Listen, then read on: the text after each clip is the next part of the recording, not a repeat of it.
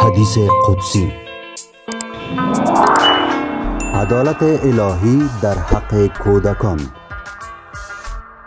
حضرت عزیر پیامبر علیه السلام با خداوند عرضه داشت: پروردگارا، من در همه امور تو تفکر کردم و اتقان و استواری در آنها مشاهده کردم و با عقل خودم به عدالت تو پی بردم، اما چیز ماند که آن را نفهمیده ام و آن این که تو بر اهل بلا خشم میگیری و بلا همه را فرا میگیرد، در حالی که در میان آنان کودکان خردسال نیز هستند، یعنی تر و خشک را با هم میسوزانی.